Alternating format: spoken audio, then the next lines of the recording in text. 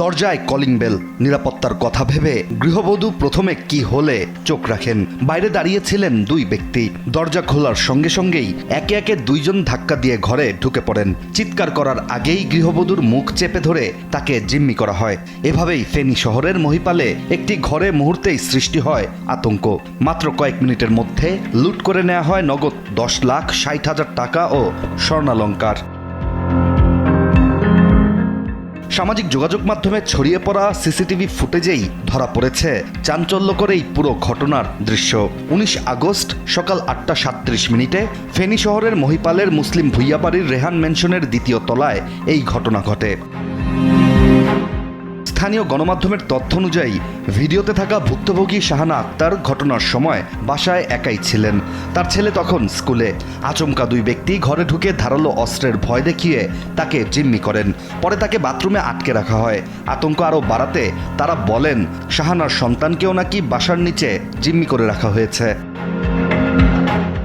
এরপরই শুরু হয় ঘরে তল্লাশি। আলমারি থেকে বের করে নেওয়া হয় নির্মাণ কাজের জন্য রাখা বিপুল পরিমাণ নগদ টাকা। ঘরের স্বর্ণালংকারও লুট করা হয়। সব মিলিয়ে প্রায় 10,60,000 টাকা এবং 12 থেকে 13 ভরি স্বর্ণালংকার ডাকাতি করা হয়েছে বলেই জানিয়েছেন শাহানা। সিসিটিভি ফুটেজে দেখা যায় সকাল 8:55 অভিযুক্ত দুই ব্যক্তি ফ্ল্যাটের দরজা খুলে বেরিয়ে যান।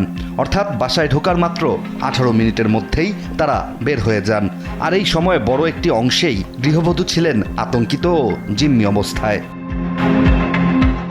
তবে লুট হওয়া সব স্বর্ণালংকার শেষ পর্যন্ত নিয়ে যেতে পারেননি দুর্বৃত্তরা। ঘটনার কয়েক ঘন্টা পর পুলিশ ঘটনাস্থলে গিয়ে প্রায় 10 ভরি স্বর্ণালংকার পড়ে থাকতে দেখে।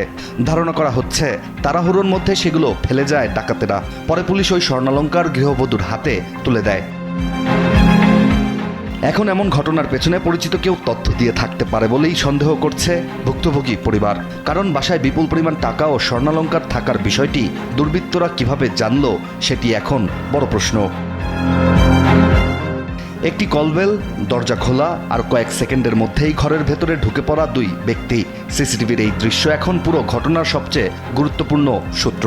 আর এই ফুটেজের সূত্র ধরেই এখন চলছে দুর্বৃত্তদের শনাক্ত করার চেষ্টা। ইশতিয়াক হোসেন, দেশ টিভি।